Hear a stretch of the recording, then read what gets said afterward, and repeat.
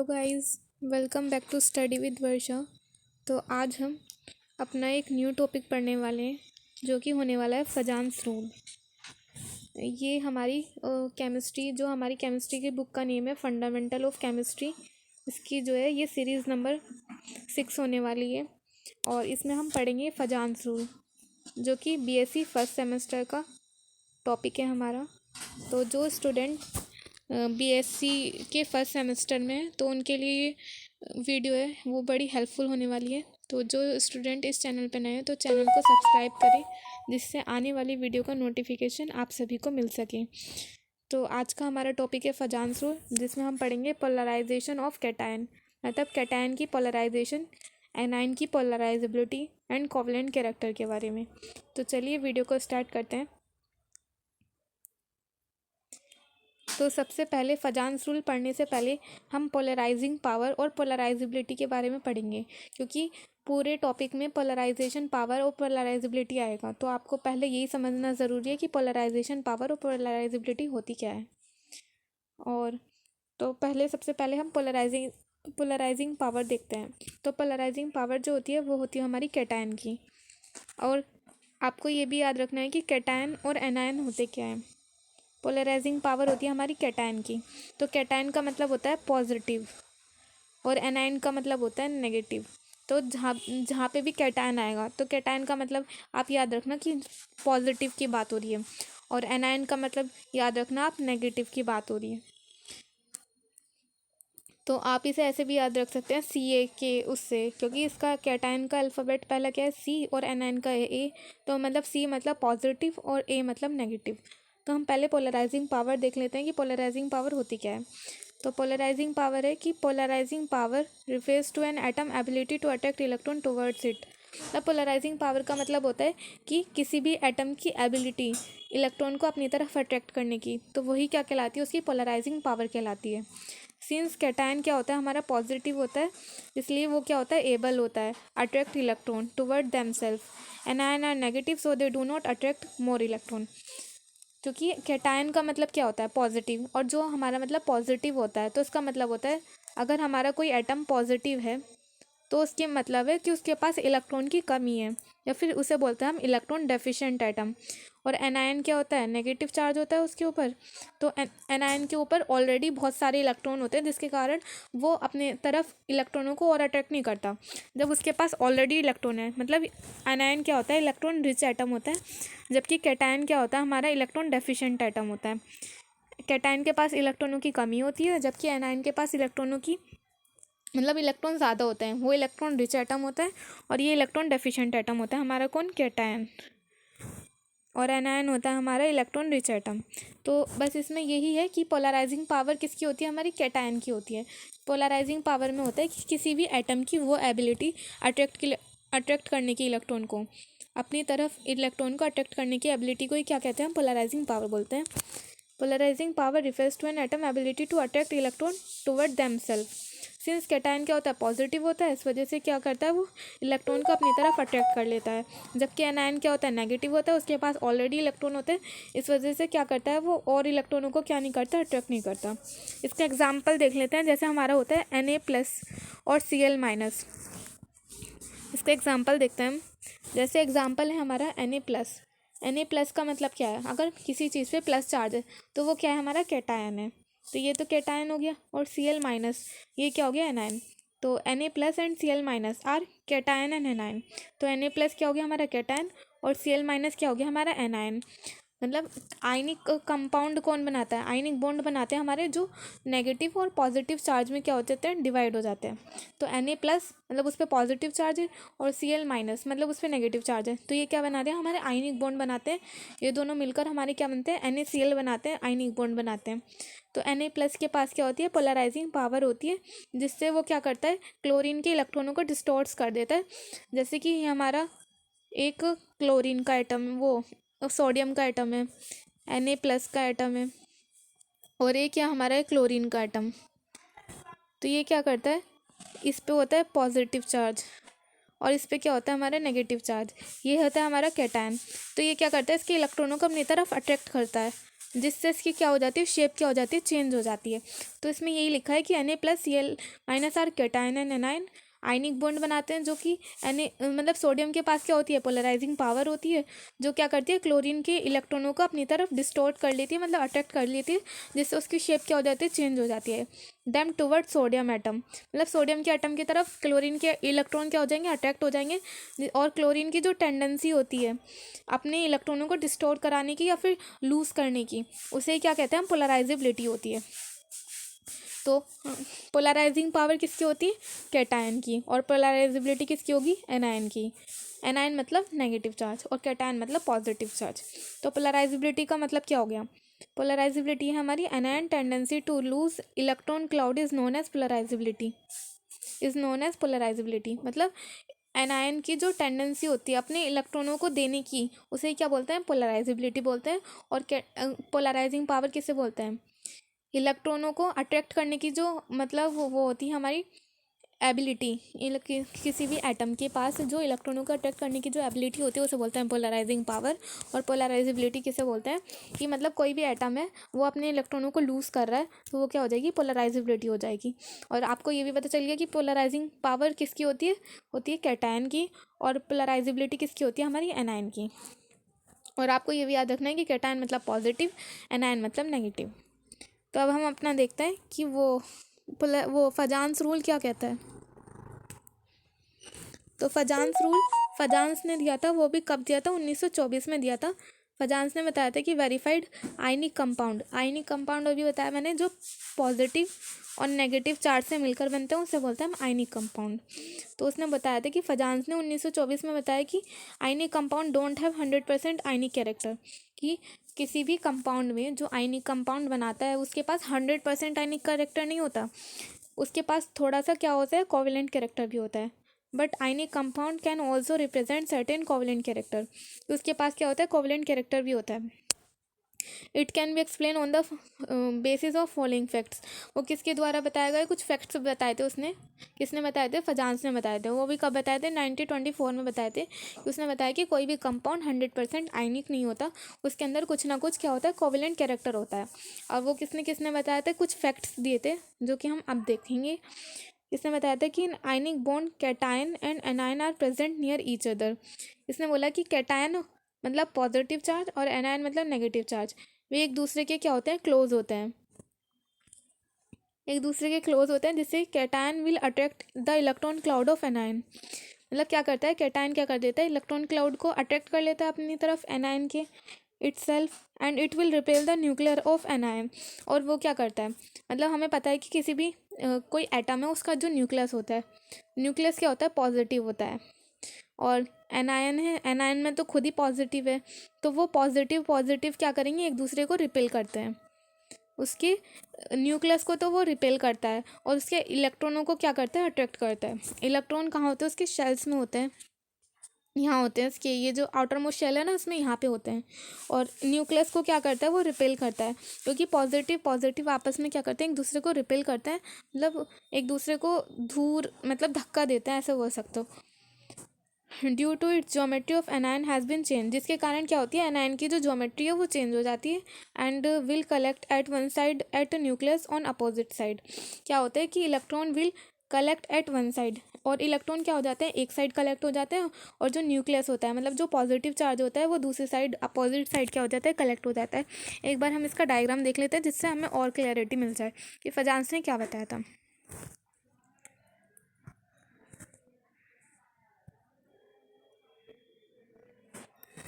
और आप कहोगे कि एनायन एनायन क्यों नहीं अट्रैक्ट करता है इलेक्ट्रॉन को, कैटायन ही क्यों अट्रैक्ट करता है, मतलब कैटायन जो पॉजिटिव चार्ज है वो ही क्यों अट्रैक्ट करता है एनायन के इलेक्ट्रॉनों को, मतलब एनायन क्यों अट्रैक्ट नहीं करता कैटायन के इलेक्ट्रॉनों को, क्योंकि इसमें लिखा है anion can not polarise cation, क्योंकि एनायन जो था पोलराइज नहीं कर सकता कैटायन का, क्योंकि उसका जो साइज़ होता है इज़ लार्जर देन कैटायन। इसका जो एनायन का जो साइज़ होता है वो लार्जर होता है, किससे, कैटायन से। So it can not create strong attraction और repulsion force on the electron and nucleus of cation. तो उसने बस यही बताया था कि मतलब कैटायन ही हमारा अट्रैक्ट करता है इलेक्ट्रॉनों को, एनायन नहीं कर सकता, क्योंकि उसका साइज़ बड़ा होता है और उस पर इलेक्ट्रॉन पहले से होते हैं, इस वजह से वो क्या कर नहीं कर सकता, अट्रैक्ट नहीं कर सकता इलेक्ट्रॉनों को। Due to polarization, the electron of cation and anion will move very close each other and they cannot be isolated. They will behave like shared electrons. So polarization is the direct measurement of covalent character. बस आपको ये याद रखना है कि अगर किसी की पोलराइजिंग पावर ज़्यादा होगी, अभी मैंने बताया पोलराइजिंग पावर किसे बोलते हैं, किसी की भी एटम की वो एबिलिटी, इलेक्ट्रॉनों को अट्रैक्ट करने की एबिलिटी को ही क्या बोलते हैं, पोलराइजिंग पावर बोलते हैं. अगर किसी भी एटम की पोलराइजिंग पावर क्या है, ज़्यादा है, तो हमारा जो कोवेलेंट कैरेक्टर होगा वो भी क्या होगा, ज़्यादा होगा. तो इसमें ये लिखा है कि पोलराइजिंग पावर जो होता डायरेक्टली प्रोपोर्शनल होती है कोवेलेंट कैरेक्टर के. अगर पोलराइजिंग पावर ज़्यादा तो कोवेलेंट कैरेक्टर भी ज़्यादा, अगर पोलराइजिंग पावर कम तो कोवेलेंट कैरेक्टर भी क्या हो जाएगा, कम हो जाएगा. तो एक बार हम इसका डायग्राम देख लेते हैं. डायग्राम कुछ इस प्रकार है. ये हमारा कैटायन है. हमेशा आपको याद रखना है कि जो कैटायन का जो साइज़ होता है वो छोटा होता है और एनायन का जो साइज़ होता है वो बड़ा होता है. तो कैटायन पे क्या होता है, पॉजिटिव चार्ज होता है और एनायन पे क्या होता है, नेगेटिव चार्ज होता है.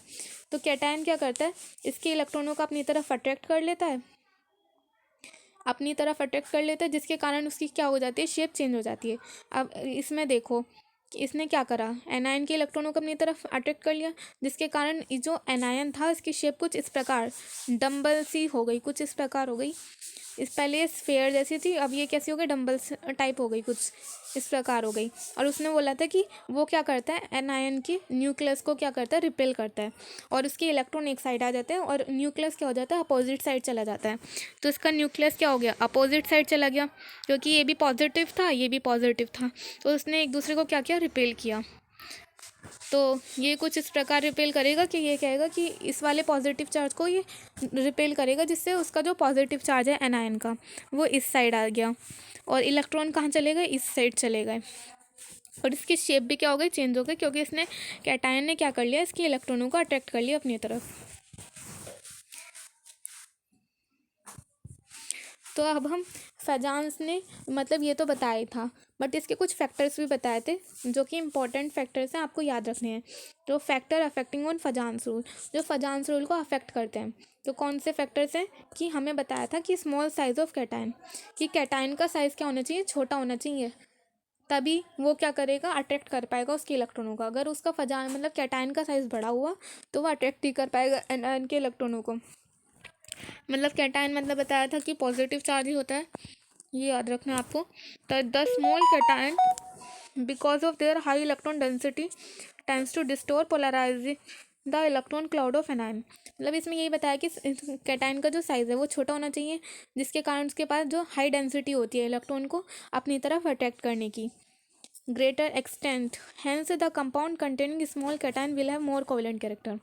मतलब जिसका कोवेलेंट कैरेक्टर क्या होगा, कम होगा, मतलब कोवेलेंट कैरेक्टर सॉरी, जिसका साइज़ क्या होगा, छोटा होगा, तो उसके पास क्या होगा, मोर कोवेलेंट कैरेक्टर होगा. मतलब इससे हमें पता चले कि कैटायन का साइज़ क्या होना चाहिए, छोटा होना चाहिए, जिससे हमारा क्या होगा, कोवेलेंट कैरेक्टर ज़्यादा होगा.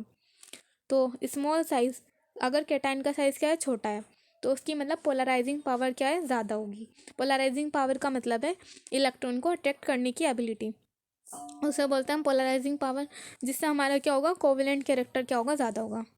तो इसे आपको ऐसे याद रखना है कि स्मॉल साइज़, कैटायन का साइज़ जितना छोटा, पोलराइजिंग पावर उतनी ज़्यादा और कोवेलेंट कैरेक्टर फिर उतना ज़्यादा.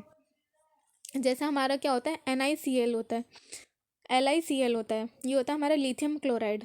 लिथियम का जो साइज़ होता है वो छोटा होता है, सोडियम का साइज़ थोड़ा बड़ा होता है, देन पोटेशियम का थोड़ा और बड़ा होता है. तो इसमें पूछा है कि विच इज़ मोर कोवलेंट, इन तीनों में से ज़्यादा कोवलेंट कौन है. तो हमें बताना पड़ेगा, सबसे पहले हमें क्या देखना है, साइज़ देखना है. साइज़ किसका छोटा है, लिथियम आता है हमारा 3 नंबर पे, और सोडियम आता है हमारा 11 नंबर पे, और पोटेशियम आता है हमारा 19 नंबर पे. पीरियोडिक टेबल में आपको 20 या 30 तक तो याद ही रखने हैं, जिससे आपको पता रहे कि इनके वो क्या होते हैं, एटॉमिक नंबर क्या होते हैं. तो एटॉमिक नंबर लिथियम का होता है 3, सोडियम का होता है 11 और पोटेशियम का होता है 19. तो साइज़ किसका छोटा है, लिथियम का साइज़ क्या हमारा छोटा है, तो लिथियम क्या करेगा, ज़्यादा अट्रैक्ट करेगा एनायन के इलेक्ट्रॉनों को. तो इसका कोवेलेंट कैरेक्टर किसका ज़्यादा होगा, लिथियम क्लोराइड का होगा, देन किसका होगा, सोडियम क्लोराइड का होगा, देन किसका होगा, पोटेशियम क्लोराइड का होगा. अब इसमें रीज़न पूछा क्यों होगा, because of small size of cation, क्योंकि कैटायन का साइज़ इसमें क्या है, छोटा है, इस वजह से क्या होगा, कोवेलेंट कैरेक्टर किसका ज़्यादा होगा, लिथियम क्लोराइड का होगा, देन सोडियम क्लोराइड का होगा, देन पोटेशियम क्लोराइड का होगा. नेक्स्ट फैक्टर देखते हैं हम. नेक्स्ट फैक्टर है हमारा लार्ज साइज ऑफ एनायन, कि एनायन का साइज़ क्या होना चाहिए, लार्ज होना चाहिए। एनायन मतलब नेगेटिव चार्ज, ये बताया था मैंने आपको। Large the anion greater is the polarisability. अगर एनायन का साइज़ बड़ा होगा तो उसकी पोलराइजेबिलिटी क्या होगी, बड़ी होगी। This is because in case of larger anion the hold the electron cloud by the nucleus decrease. जिसके कारण क्या हो जाता है, जब आपको पता है कि ये हमारा क्या होता है, न्यूक्लियस होता है। इसमें क्या कहा गया, मैं एक बार डायग्राम से समझाती हूँ। ये हमारा न्यूक्लियस है और इसके बाद इसकी ये हमारी क्या है, वो इसकी जो है, ये हमारी क्या है, वो इसकी कोश है, मतलब कोश बोल सकते हैं, शेल्स बोल सकते हैं। इसमें क्या होता है, जितना बड़ा साइज़ होगा एनायन का, जैसे ये हमारा एनायन का साइज़ है, तो न्यूक्लियस से आउटर मोस्ट शेल की जो डिस्टेंस होगी वो क्या हो जाएगी, बड़ी हो जाएगी। जिससे जो यहाँ की जो आउटर मोस्ट शेल के जो इलेक्ट्रॉन होंगे उस पर जो मतलब अट्रैक्शन फोर्स होगा पॉजिटिव, ये हमारा है न्यूक्लियस। और यहाँ की जो शेल्स हो गए, मतलब इतने सारे शेल्स हो गए, लास्ट वाले शेल्स पे क्या होगा, इसका अट्रैक्शन क्या हो जाएगा, कम हो जाएगा।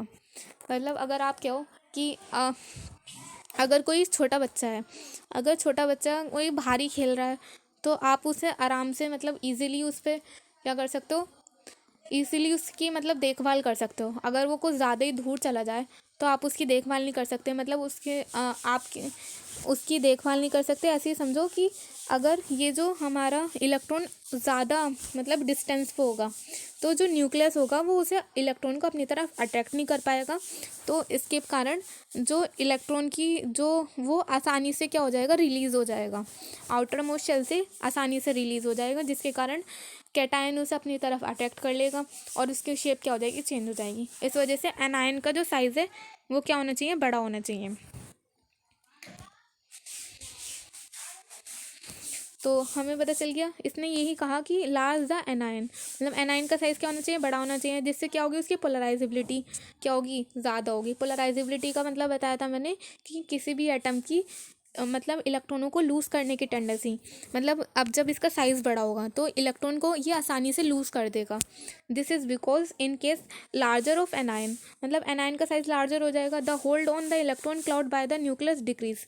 जिसके कारण जो न्यूक्लियस जो अट्रैक्ट करेगा इलेक्ट्रॉन को, उसके कारण वो डिक्रीज़ हो जाएगा, ज़्यादा आसानी से होल्ड नहीं कर पाएगा वो इलेक्ट्रॉनों को, जिसके कारण जो डिक्रीज़ हो जाएगी उसकी होल्ड करने की टेंडेंसी। तो इसका मतलब यही है कि एनायन का साइज़ जितना ज़्यादा होगा, पोलराइजेबिलिटी उतनी ज़्यादा होगी और कोवेलेंट कैरेक्टर भी क्या होगा, उतना ज़्यादा होगा। तो बस आपको मेन फैक्टर ये याद रखना है कि एनायन का साइज़ जितना बड़ा, पोलराइजेबिलिटी उतनी ज़्यादा, देन कोवेलेंट कैरेक्टर उतना ज़्यादा। तो इसमें यही एग्जाम्पल दिया हमारा LiF, यानी कि lithium fluoride, lithium chloride, lithium bromide and lithium iodide, which is more covalent, मतलब कोवेलेंट कैरेक्टर किसका ज़्यादा होगा। तो अब हमें देखना है कि हमारा साइज़ होगा फैक्टर या फिर कोवेलेंट कैरेक्टर देखने के लिए हमें साइज़ देखना पड़ता है। अब देखो कैटायन, मतलब कैटायन तो इसमें तीनों में सेम है, lithium lithium lithium lithium. Cation से हम देख नहीं सकते कि किस में कोवेलेंट कैरेक्टर ज़्यादा होगा। अब हम देखेंगे इसमें एनायन, इसमें हमारा दूसरा फैक्टर आ गया एनायन। एक है हमारा फ्लोरीन, एक है क्लोरीन, एक है ब्रोमीन, एक है आयोडीन। तो अब हम इसका देखेंगे एटॉमिक नंबर कितना होता है। फ्लोरीन का होता है हमारा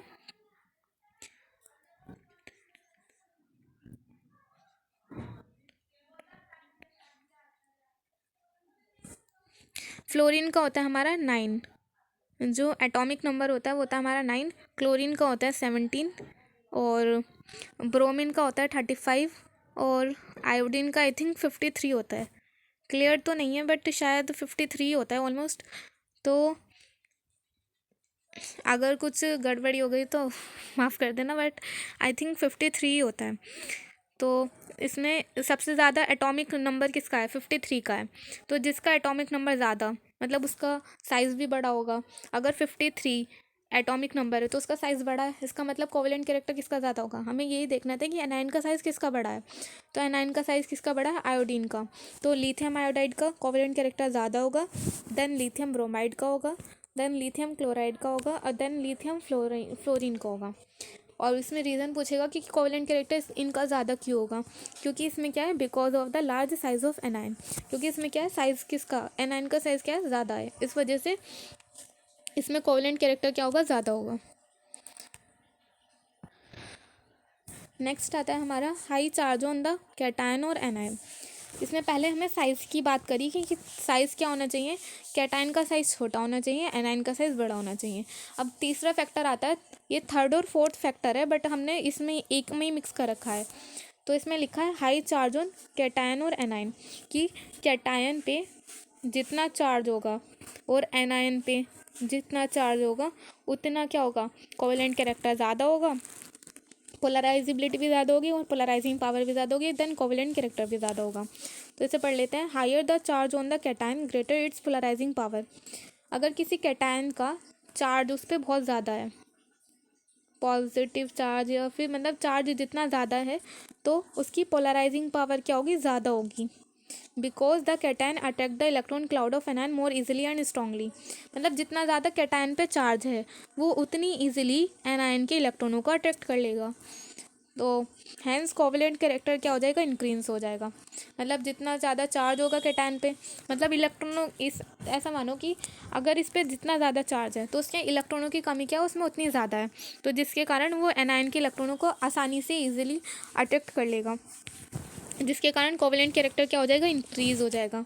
similarly greater the charge on anion, anion पे जितना नेगेटिव चार्ज होगा वो इलेक्ट्रॉनों को अट्रैक्ट नहीं करेगा बट वो डोनेट कर देगा, जिसके कारण क्या होगा, उसकी पोलराइजिबिलिटी क्या होगी, ज़्यादा होगी, वो इजीली क्या हो जाएगा, पोलराइज्ड हो जाएगा। Similarly greater the charge on the anion more easily its get polarised, वो क्या हो जाएगा, इजीली क्या हो जाएगा, पोलराइज्ड हो जाएगा।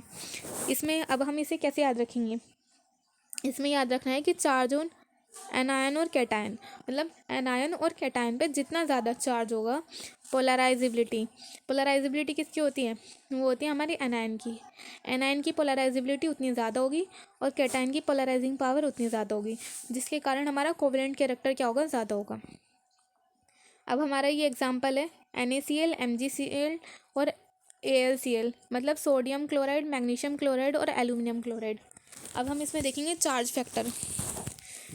एनायन तो इसमें तीनों में सेम है क्योंकि तीनों में क्या है, हमारा क्लोरीन एटम है। तो अब हम क्या देखेंगे, इसमें कैटायन देखेंगे। कैटायन है सोडियम, तो सोडियम की वैलेंसी होती है +1, मैग्नीशियम की होती है +2 और एल्यूमिनियम की होती है +3। तो जितना ज़्यादा चार्ज उतनी ज़्यादा मतलब क्या हो जाएगा, उतना ज़्यादा कोवेलेंट कैरेक्टर ज़्यादा। तो इसमें अगर हम पूछेंगे कोवेलेंट कैरेक्टर कितना ज़्यादा है, किसका ज़्यादा है, तो इसमें सबसे ज़्यादा होगा एल्यूमिनियम क्लोराइड का, देन मैग्नीशियम क्लोराइड का, देन सोडियम क्लोराइड का। और हम अब इसमें रीज़न पूछें कि क्यों होगा, क्योंकि because of higher charge on, किस पे चार्ज, किस पे ज़्यादा है, क्लोरीन पे नहीं, क्योंकि क्लोरीन तो तीनों में सेम है। और किस में ज़्यादा है, हमारा कैटायन पे ज़्यादा है, तो इस वजह से एल्यूमिनियम क्लोराइड का कोवेलेंट कैरेक्टर ज़्यादा होगा, देन मैग्नीशियम क्लोराइड का, देन सोडियम क्लोराइड का। नेक्स्ट फैक्टर देखते हैं हम। Next factor and last factor है हमारा, नेक्स्ट फैक्टर है हमारा electronic configuration of the cation, मतलब कैटायन की कॉन्फ़िगरेशन।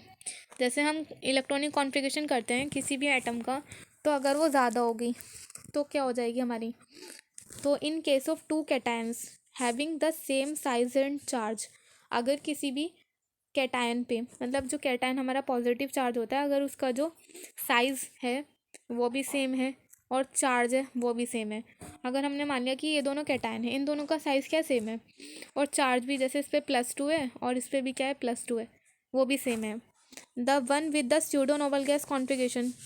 तो इसमें से अगर कोई स्यूडो नोबल गैस कॉन्फ़िगरेशन होता है, तो स्यूडो नोबल गैस कॉन्फ़िगरेशन क्या होता है, नोबल गैस में होते हैं हमारे 8 इलेक्ट्रॉन और स्यूडो नोबल गैस में होते हैं हमारे 18 इलेक्ट्रॉन। तो अगर किसी में स्यूडो नोबल गैस कॉन्फ़िगरेशन है with 18 electron in the outermost shell has greater polarizing power as compared to the others with the noble gas configuration with 8 electron in the outermost shell। अगर कहा कि 2 हमारे cation हैं, उनका size same है और उन पर चार्ज भी सेम है, अगर उन दोनों में से किसी एक का अगर हमारा स्यूडो नोबल गैस कॉन्फ़िगरेशन है तो वो क्या होगा, ज़्यादा स्टेबल होगा, जिसके कारण पोलराइजिंग पावर उसकी ज़्यादा होगी, देन उसकी क्या होगी, कोवेलेंट कैरेक्टर भी ज़्यादा होगा। अब हमें ये तो पता चल गया नोबल गैस, अगर नोबल गैस से भी, अगर किसी एक है नोबल गैस और एक है स्यूडो नोबल गैस, तो ज़्यादा कम मतलब ग्रेटर पोलराइजिंग पावर किसकी होगी, उसमें होगी हमारी स्यूडो नोबल गैस की जो है हमारी पोलराइजिंग पावर ज़्यादा होगी, क्योंकि उसमें क्या होते हैं 18 इलेक्ट्रॉन्स होते हैं, जबकि नोबल गैस कॉन्फ़िगरेशन में क्या होते हैं हमारे 8 इलेक्ट्रॉन्स होते हैं। तो स्यूडो नोबल गैस कॉन्फ़िगरेशन क्या होता है हमारा, वो कुछ इस प्रकार होता है NH2 NP6 ND10। मतलब उसके तीनों जो हमारे ऑर्बिटल्स होते हैं, S ऑर्बिटल उसमें 2 इलेक्ट्रॉन होते हैं, P ऑर्बिटल उसमें 6 इलेक्ट्रॉन होते हैं और D ऑर्बिटल जो उसमें हमारे 10 इलेक्ट्रॉन होते हैं। तो वे तीनों क्या होंगे, फिल होंगे, जिसके कारण उसकी पोलराइजिंग पावर क्या होगी, ज़्यादा होगी। तो स्यूडो नोबल गैस कॉन्फ़िगरेशन अगर किसी का है तो उसकी क्या होगी, पोलराइजिंग पावर क्या होगी, ज़्यादा होगी। देन कोवलेंट कैरेक्टर भी उसका क्या होगा, ज़्यादा होगा। अगर आपको कहीं पे भी कुछ एटम्स दिख जाएं, जैसे जिंक हो गया, कैडमियम हो गया, मरकरी हो गया, कॉपर हो गया, सिल्वर हो गया, देन गोल्ड हो गया, अगर ये सभी कहीं पे भी कोवलेंट मतलब जैसे जिंक समथिंग कुछ भी मान लो, अभी जैसे कुछ भी मान लिया हमने, जिंक के साथ एक्स मान लिया, कोई भी कंपाउंड मतलब कोई सा भी एनायन मान लिया, या फिर जिंक ये कोई एनायन है, फॉर एग्जांपल लिया है, अभी मुझे कुछ याद नहीं आ रहा है इस वजह से, फॉर एग्जांपल हमने एक्स ले लिया, या फिर जिंक वाई, ये भी कोई सा एनायन है। तो अभी हमने कोई ये ले लिया, फिर या CD, या फिर उसके साथ भी एक्स मान लिया, कोई सा भी एनायन मान लिया। तो अगर ये पूछे कि इनमें से कौन सा क्या है मोर कोवलेंट है, अगर zinc cadmium mercury copper silver gold कहीं पे भी दिख जाए, किसी भी एड मतलब कोई सा भी कंपाउंड दिख जाए इनके साथ बना हुआ, तो आप इजीली कुछ भी ना देख के, ना तो साइज देखना, ना चार्ज देखना, ना साइज देखना, ना चार्ज देखना, और ना हमें क्या देखना है, इससे इसके पहले क्या बताया था मैंने, हाँ बस ना तो साइज़ देखना है ना ही चार्ज देखना है, सीधा आपको बता देना है कि यही कोवलेंट, इसका ही मोर कोवलेंट है। अगर कोई सा भी कंपाउंड में zinc cadmium mercury copper silver gold दिख जाए, तो आपको सीधा बोल देना है कि यही क्या है, मोर कोवलेंट है। तो अब हम मतलब कुछ इम्पॉर्टेंट पॉइंट्स नोट्स करते हैं जो कि मोस्ट इम्पॉर्टेंट है हमारे,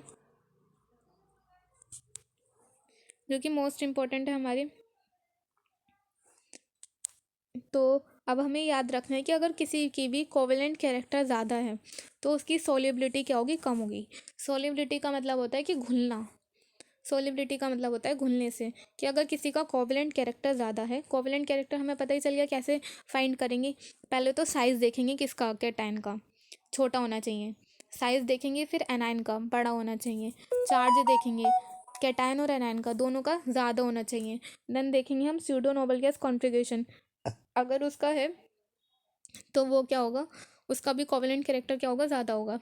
और मैंने कुछ कंपाउंड बताया जैसे zinc cadmium mercury copper silver gold, अगर वो है तो वह हमारा मोस्ट कोवेलेंट कैरेक्टर होगा। अगर कोई हमें कंपाउंड दे दे कि कह दे कि जैसे जिंक समथिंग कुछ भी दे दिया, एक्स कंपाउंड कोई भी है, तो उसमें बोला कि ये मोर कोवेलेंट है, तो अब ये बताओ कि इसकी सॉल्युबिलिटी क्या होगी, मतलब हाई होगी या फिर लो होगी, क्योंकि हमें पता है कि जिंक क्या होता है, ये मोर कोवेलेंट कंपाउंड होता है, तो और मोर कोवेलेंट कंपाउंड होता है, तो ये क्या होता है, कोवेलेंट कैरेक्टर इसका क्या होता है, ज़्यादा होगा, तो इसकी सॉल्युबिलिटी क्या हो जाएगी हमारी, कम हो जाएगी। तो ऐसे ही आपसे कुछ कंपाउंड पूछ सकता है कि अगर कुछ कंपाउंड दे देगा, पूछ लेगा, अगर आपको उसका कोवेलेंट कैरेक्टर के बारे में पता है तो आप इन तीनों फैक्टर के बारे में बता सकते हैं। अगर किसी का कोवेलेंट कैरेक्टर ज़्यादा है तो उसकी सॉल्युबिलिटी क्या हो जाएगी, कम हो जाएगी। अगर किसी का कोवेलेंट कैरेक्टर क्या है, ज़्यादा है, तो उसका बॉइलिंग और मेल्टिंग पॉइंट क्या हो जाएंगे, कम हो जाएंगे। और अगर किसी का कोवेलेंट कैरेक्टर ज़्यादा है तो उसका कलर नेचर भी क्या होगा, ज़्यादा होगा। तो अगर आपको किसी का कोवेलेंट कैरेक्टर के बारे में बताए तो आप इन तीनों फैक्टर्स के बारे में बता सकते हैं। कोवेलेंट कैरेक्टर ज़्यादा होगा देन सॉल्युबिलिटी क्या हो जाएगी, कम हो जाएगी। कोवेलेंट कैरेक्टर ज़्यादा है देन बॉइलिंग और मेल्टिंग पॉइंट क्या हो जाएंगे, अपने आप ही कम हो जाएंगे। कोवेलेंट कैरेक्टर अगर किसी का ज़्यादा है तो कलर नेचर भी क्या होगा, ज़्यादा होगा। तो आई होप आप सभी को ये वीडियो पसंद आई हो, और आपका कुछ भी डाउट हो तो आप कमेंट करके पूछ सकते हैं। और आपको नेक्स्ट वीडियो किस टॉपिक पे चाहिए आप ये भी बता सकते हैं। और अगर आप इस चैनल पे नए हो तो प्लीज़ चैनल को सब्सक्राइब करें, जिससे आने वाली वीडियो का नोटिफिकेशन आप सभी को मिल सके।